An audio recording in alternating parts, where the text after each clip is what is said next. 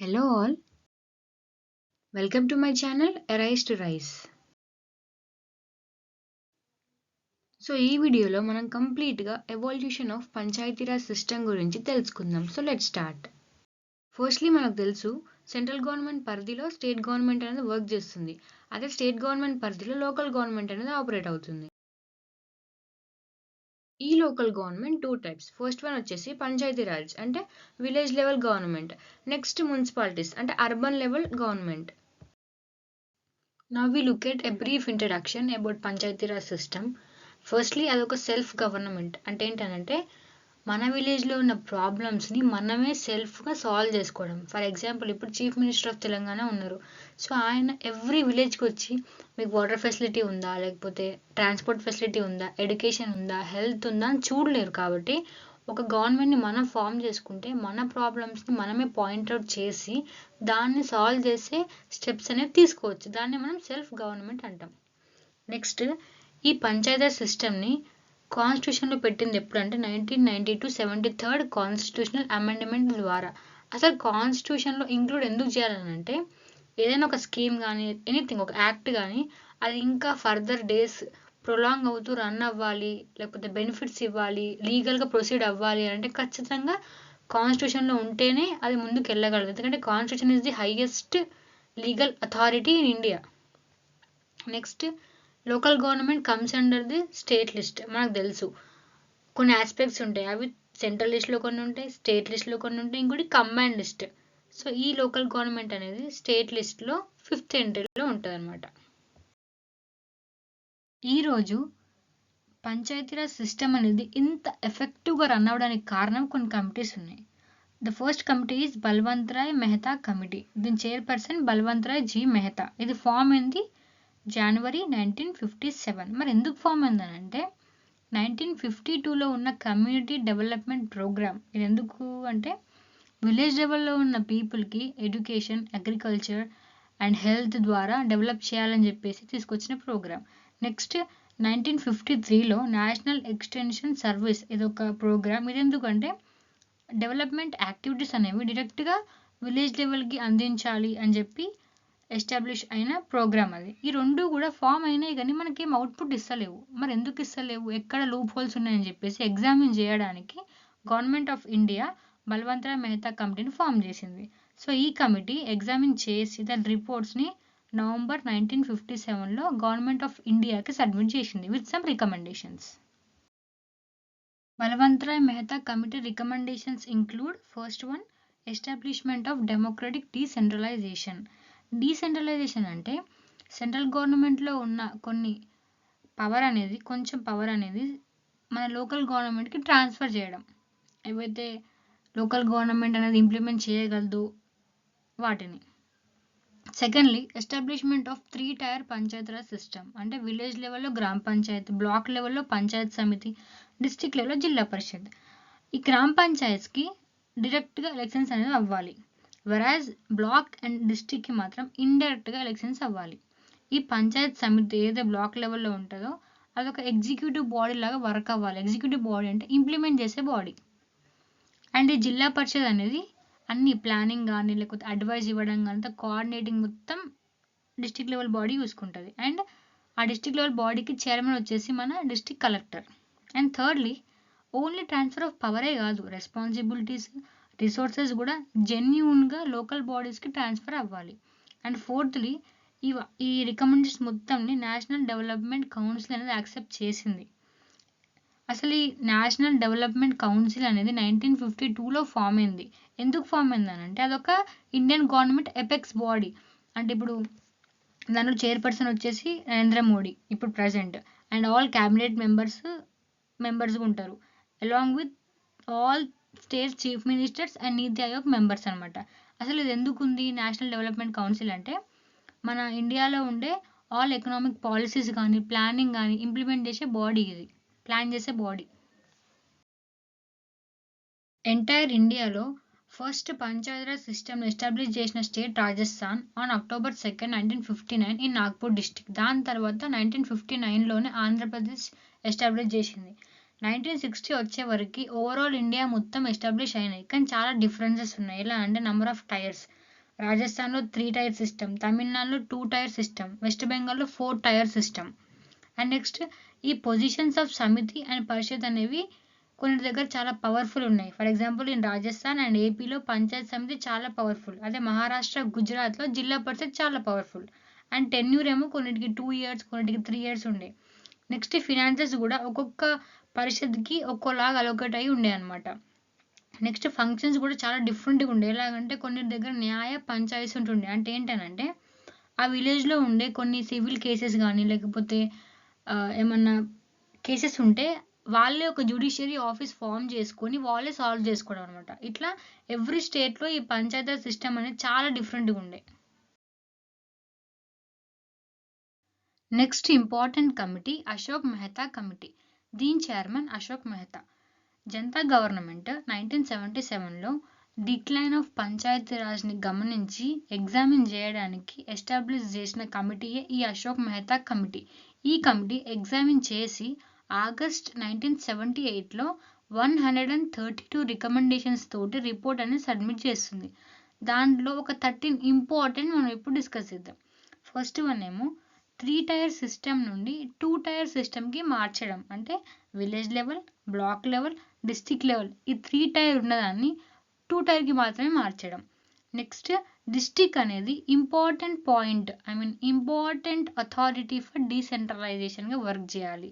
Next Zilla Parishad అనేది executive బాడీగా work చేయాలి. And fourth all kind of political parties అనేవి కూడా పార్టిసిపేట్ చేయాలి.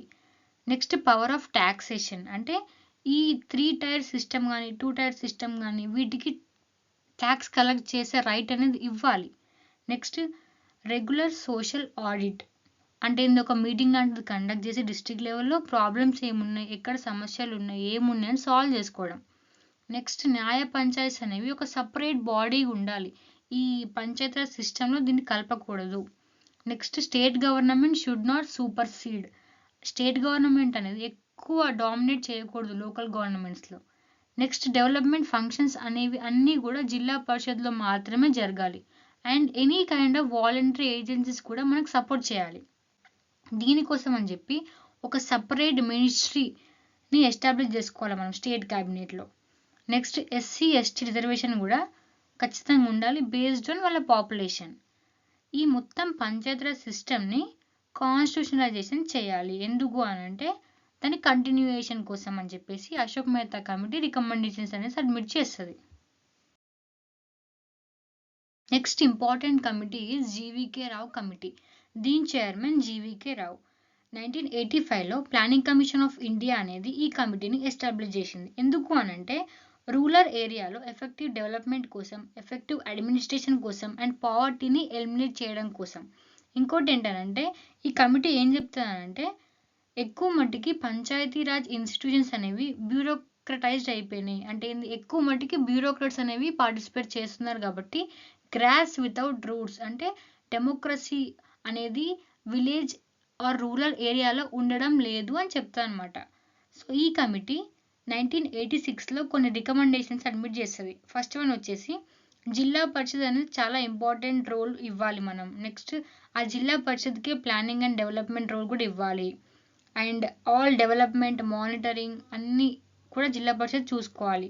అండ్ థర్డ్లీ ప్లానింగ్ ఫంక్షన్స్ మొత్తం స్టేట్ లెవెల్ నుండి డిస్ట్రిక్ట్ లెవెల్కి ట్రాన్స్ఫర్ చేయాలి. ఫోర్త్లీ ఒక పోస్ట్ చీఫ్ ఎగ్జిక్యూటివ్ ఆఫీసర్ అంటే డిస్ట్రిక్ట్ డెవలప్మెంట్ కమిషనర్ని క్రియేట్ చేయాలి.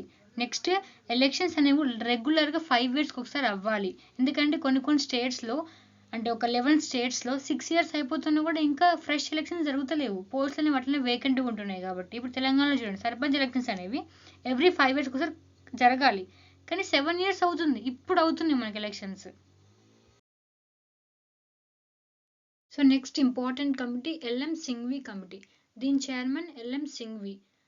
1986లో రాజీవ్ గాంధీ గవర్నమెంట్ అనేది కమిటీని అపాయింట్ చేస్తుంది. ఎందుకనంటే to examine Panchayati Raj institutions for democracy and development కోసం. సో కొన్ని రికమెండేషన్స్ ఏంటంటే ఫస్ట్ మన ఈ పంచాయతీరాజ్ సిస్టమ్కి కాన్స్టిట్యూషనల్ స్టేటస్ అనేది ఇవ్వాలి. మనం తెలుసుకున్నాం సేమ్ పాతది ఇది కూడా. ఎందుకంటే దాన్ని ప్రిజర్వ్ చేయడానికి, ప్రొటెక్ట్ చేయడానికి అండ్ ఐడెంటిఫై చేసి కంటిన్యూ చేయడానికి. ఇంకా ఎలక్షన్స్ అనేవి రెగ్యులర్గా ఫ్రీ అండ్ ఫెయిర్ ఎలక్షన్స్ జరగాలి. అండ్ సెకండ్లీ న్యాయ పంచాయతీస్ అనేవి ఉండాలి, బట్ ఒక క్లస్టర్ ఆఫ్ విలేజెస్ కలిపి ఒక న్యాయ పంచాయతీ అనేది ఉండాలన్నమాట. నెక్స్ట్ ఈ విలేజెస్ అనేవి పాపులేషన్ని బట్టి రీఆర్గనైజ్ చేయాలన్నమాట. చేసి ఎక్కువ పాపులేషన్ ఉన్న విలేజ్కి మనం గ్రామ పంచాయతీ పెట్టొచ్చు. ఒకవేళ తక్కువ పాపులేషన్ ఉంటే ఒక 3 విలేజెస్ కలిపి ఒక గ్రామ పంచాయతీ పెట్టొచ్చు అట్లా. మళ్ళీ గ్రామ పంచాయతీలో గ్రామ సభ ఉండాలి, ఎందుకంటే ఇట్స్ వెరీ ఇంపార్టెంట్. సభ ఖచ్చితంగా ఉండాలి. Next fourthly village Panchayat should have more financial resources అనేవి వీళ్ళకి చాలా ఇవ్వాలి. అండ్ ఫిఫ్త్లీ జ్యుడిషియల్ ట్రిబ్యునల్స్ అనేవి ఈచ్ స్టేట్లో ఎస్టాబ్లిష్ చేయాలి. ఈ జ్యుడిషియల్ ట్రిబ్యునల్స్ అంటే నార్మల్ కోర్టు కాదు, ఇది అవుట్ ఆఫ్ ది కోర్ట్ కొన్ని ట్రిబ్యునల్స్ ఉంటాయి అనమాట. అంటే పర్టికులర్ టాపిక్ పైన అవి జడ్జిమెంట్ ఇవ్వడానికి. ఫర్ ఎగ్జాంపుల్ ఇప్పుడు మనకి సెంట్రల్ అడ్మినిస్ట్రేటివ్ ట్రిబ్యునల్స్ ఉన్నాయి, అంటే క్యాట్ అంటాం మనం దాన్ని, or national company law tribunal ఒకటి ఉంటుంది. అట్లా outside of the regular court system నుండి. Next important committee Thungon committee. దీని చైర్మన్ పీకే తుంగాన్. 1988లో ఒక సబ్ కమిటీగా under consultative committee of parliament కింద ఫామ్ అయిన కమిటీ తుంగాన్ కమిటీ. ఈ కన్సల్టేటివ్ కమిటీ ఆఫ్ పార్లమెంట్ అంటే జనరల్గా పార్లమెంట్ ఆఫ్ ఇండియాకి చాలా కమిటీస్ ఉంటాయి. ఈ కన్సల్టేటివ్ కమిటీ అనేది ఒక అన్అఫీషియల్ కమిటీ. అంటే ఫర్ ఎగ్జాంపుల్ అజ్యూమ్ అనుకోండి, అగ్రికల్చర్ డిపార్ట్మెంట్ కమిటీ ఉంది. ఇప్పుడు అగ్రికల్చర్ కన్సల్టేటివ్ కమిటీ ఉంది. దాని చైర్మన్ ఎవరు ఉంటారు? అగ్రికల్చర్ డిపార్ట్మెంట్ యొక్క మినిస్టర్ చైర్మన్గా ఉంటాడు. వేరే అన్ని మినిస్టర్స్ కూడా అందులో ఇన్వాల్వ్ అయ్యి డిస్కస్ చేసుకుంటారు. అంటే ఎట్లా డెవలప్ చేయొచ్చు, ఎట్లా ఇంక్రీజ్ చేయొచ్చు, ఈ పాలసీ ఎట్లా పనిచేస్తుంది. అంటే ఏమవుతుంది, వేరే డిపార్ట్మెంట్ మినిస్టర్కి కూడా ఈ డిపార్ట్మెంట్ గురించి ఒక అవగాహన వస్తుంది అట్లా అనమాట. ఎందుకు మరి ఏం అవసరం, అఫీషియల్గా చాలా కమిటీస్ ఉన్నాగా ఇట్లా అన్అఫీషియల్గా ఎందుకు అని అంటే, ఇప్పుడు వేరే మినిస్టర్కి, ఇప్పుడు అగ్రికల్చర్ మినిస్టర్కి తెలుసు పాలసీస్ గురించి, ఒక ఎడ్యుకేషన్ మినిస్టర్కి తెలియదు కదా వీడి గురించి, అగ్రికల్చర్ డిపార్ట్మెంట్ గురించి. అప్పుడు ఏం చేస్తాడు, పార్లమెంట్లో అన్ని క్వశ్చన్స్ అడుగుతూనే ఉంటాడు, 1 by 1 1 by 1 1 by 1. అట్లా నెంబర్ ఆఫ్ క్వశ్చన్స్ అనేవి పార్లమెంట్లో ఇంక్రీజ్ అవుతాయి కాబట్టి టైం వేస్ట్ అది. కాబట్టి ఇట్లాంటి కమిటీస్ మనకు చాలా అవసరం. సరే, ఇప్పుడు తుంగాన్ కమిటీ అనేది ఎందుకు ఫామ్ అయిందంటే, డిస్ట్రిక్ట్ లెవెల్లో పొలిటికల్ అండ్ అడ్మినిస్ట్రేటివ్ స్ట్రక్చర్ని ఎగ్జామిన్ చేయడానికి ఫామ్ అయింది. ఈ కమిటీ కొన్ని రికమెండేషన్స్ ఇచ్చింది. ఫస్ట్ వన్, పంచాయతీరాజ్ సిస్టమ్కి కాన్స్టిట్యూషనల్ రికగ్నిషన్ అనేది ఇవ్వాలి, సేమ్. నెక్స్ట్ 3 టైర్ సిస్టమ్ అనేది ఎస్టాబ్లిష్ చేయాలి. జిల్లా పరిషత్కే చాలా ఇంపార్టెన్స్ ఇవ్వాలి ఇన్ ప్లానింగ్. నెక్స్ట్ టెన్యూర్ అనేది 5 years ఫిక్స్డ్గా ఉండాలి. ఒకవేళ ముందే ఏమంటారు టెన్యూర్ అయిపోతే 6 months లోపు ఎలక్షన్స్ జరగాలి. ప్లానింగ్ అండ్ కోఆర్డినేషన్ కమిటీ అనేది స్టేట్ లెవెల్లో ఎస్టాబ్లిష్ చేసి చైర్మన్గా కన్సర్న్ పంచాయతీరాజ్ మినిస్టర్ని అపాయింట్ చేసి ఆల్ ద ప్రెసిడెంట్స్ ఆఫ్ జిల్లా పరిషత్ని మెంబర్స్గా చేసుకోవాలన్నమాట. ఇంకోటి ఏంటంటే పంచాయతీరాజ్ సిస్టమ్ ఎట్లా వర్క్ చేయాలని చెప్పేసి ఆల్ డీటెయిల్గా మన కాన్స్టిట్యూషన్లో ఇన్కార్పొరేట్ చేయాలి. అండ్ నెక్స్ట్ రిజర్వేషన్ అనేది బేసిస్ ఆఫ్ పాపులేషన్ ఇవ్వాలి, అండ్ ఫర్ ఉమెన్ కూడా ఇవ్వాలి. Establishment of state finance commissions ఎందుకు అనంటే, లోకల్ బాడీస్కి ఫినాన్స్ కావాలి for conduction of democratical activities కాబట్టి ఖచ్చితంగా ఎవ్రీ స్టేట్లో స్టేట్ ఫినాన్స్ కమిషన్స్ ఎస్టాబ్లిష్ చేయాలి.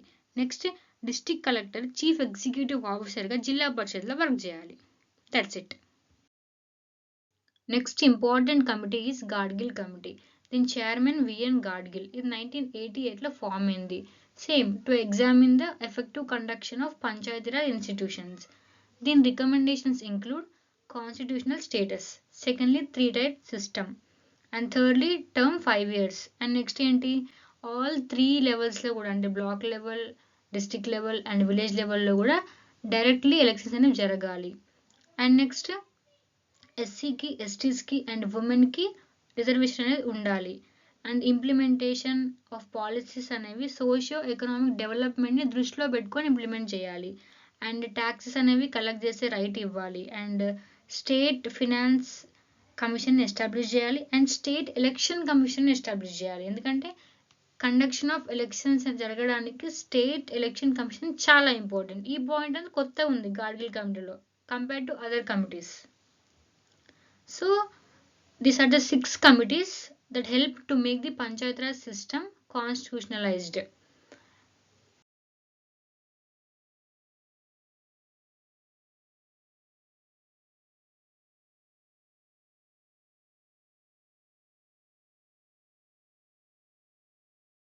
Thank you for watching this video.